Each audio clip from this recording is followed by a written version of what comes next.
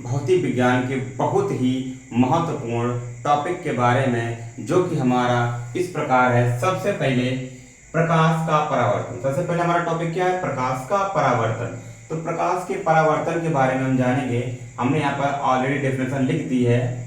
तो ये डेफिनेशन हमारी है, जब प्रकाश किसी चिकनी पालिशदार सतह पर आपतित होता है तो उसका अधिकांश भाग उसी माध्यम में लौट जाता है। जब प्रकाश किसी चिकनी पालिशदार सतह पर आपतित होता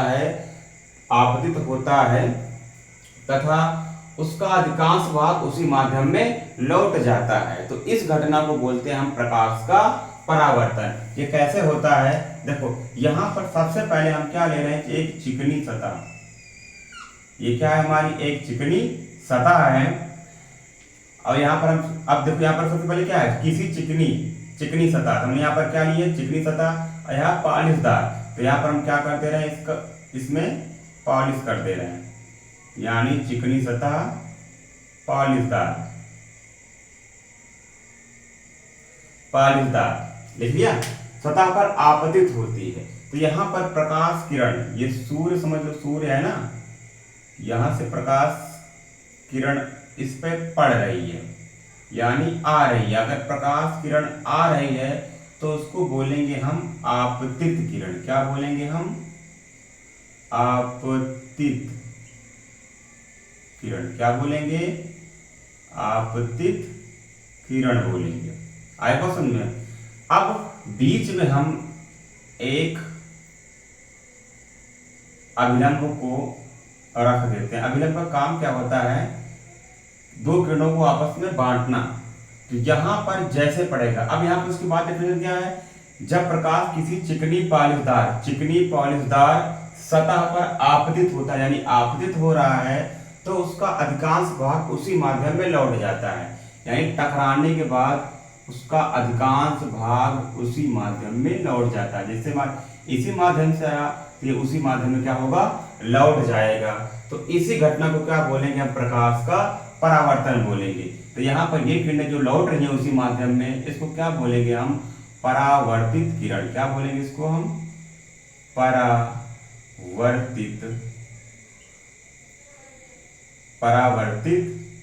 किरण।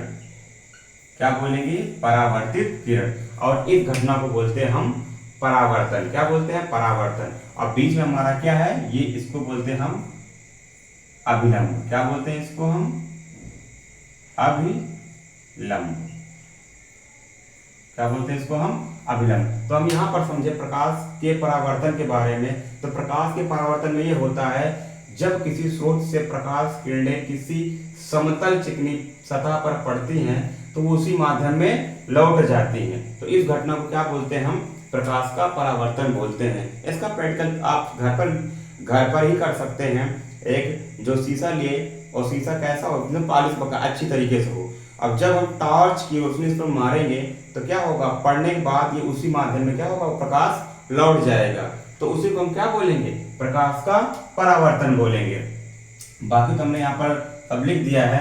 अब यहाँ पर जो कोण बनेगा इस अभिलंब और इन किरण के बीच में, इस वाले अभिलंब और इस किरण के बीच में जो आ रही है, तो उसको बोलेंगे हम आई, और इसको बोलेंगे हम आर, जो अभिलंब और इस किरण के बीच में बन रहा है।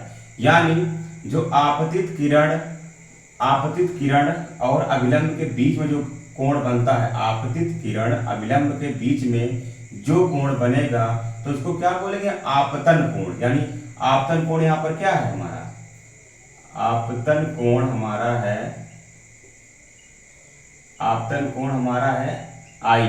यानी यहां से प्रकाश किरणें आ रही हैं और एक कोण का निर्माण कर रही हैं, तो उसको क्या बोलेंगे? हम आपतन कोण बोलेंगे। यहाँ पर ये वाला कौन सा कोण है? ये वाला आपतन कोण।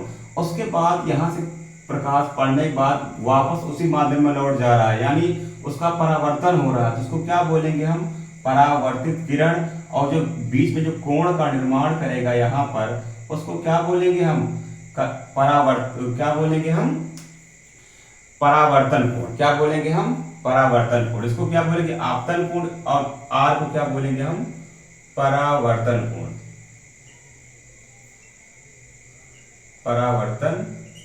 कोण, कोण आर। आई को समझ में, इसको क्या बोलेंगे आपतन कोण, इसको क्या बोलेंगे हम परावर्तन कोण।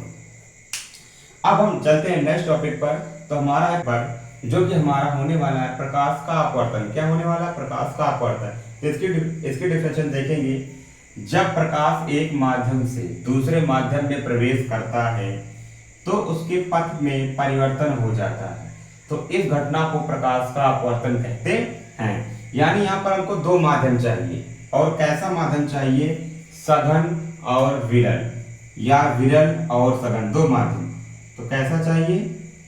विरल से सघन और सघन से विरल। ऐसा समझिए, ये जब दो माध्यम मिलेंगे तो हमको ये घटना देखने को मिलेगी। तो सबसे पहले यहाँ पर डायग्राम समझेंगे। हम यहाँ पर एक खींच रहे हैं। तो यहाँ पर सीधी रेखा हम खींच रहे हैं। ये क्या डिसाइड करेगी? ये रेखा ये माध्यम को डिसाइड करेगी। एक में हम रखेंगे ऊपर या सघन या विरल को, और नीचे किसको रखेंगे? सघन या विरल को। यानी ये माध्यमों को बांटेगी, एक में सघन या एक में विरल, या एक में विरल या एक में सघन। तो यहाँ से जो किरणें आ रही हैं, यहाँ से जो किरणें आ रही हैं उसको क्या बोलेंगे हम? आपतित किरण। और अभिलंब क्या करेगी? ये किरणों को बराबर भागों में बांटेगी।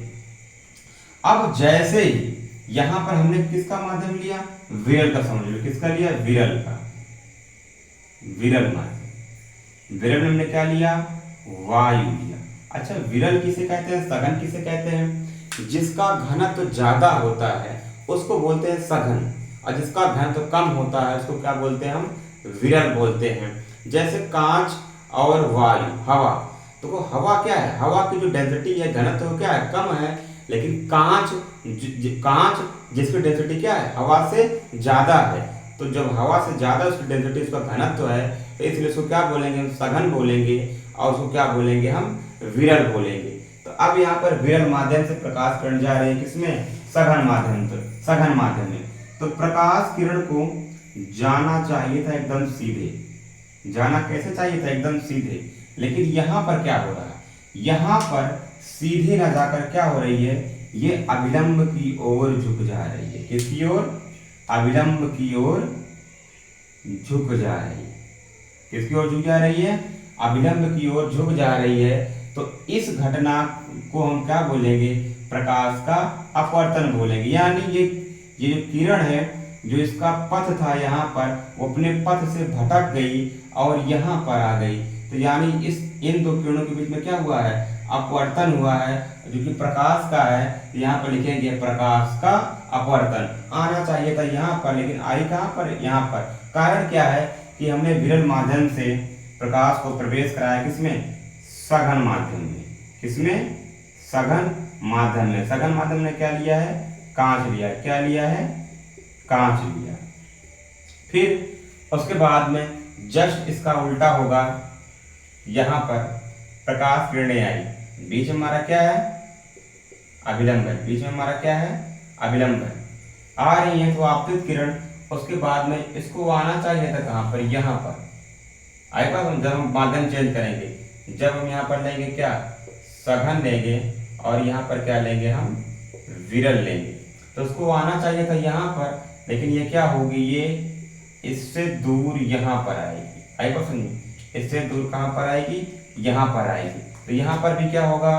प्रकाश का अपवर्तन, क्योंकि इसको आना चाहिए था यहाँ, लेकिन अपवर्तित होकर कहाँ पर आएगी? यहाँ पर। तो इसको क्या बोलेंगे? प्रकाश का अपवर्तन। हाँ, ये चेंज हो जाता है जब माध्यम हमारे बदल जाते हैं। जैसे विरल से सघन आया तो अभिलंब के पास आएगी, और सघन से विरल आया तो अभिलंब से दूर जाएगी। तो ये डिपेंड करेगा उसकी प्राकृत पर कि हम कहाँ पर प्रकाश को ले जा रहे हैं। विरल से सघन में ले जा रहे हैं कि सघन से विरल में ले जा रहे हैं। तो आई होप समझ में आ गया होगा प्रकाश।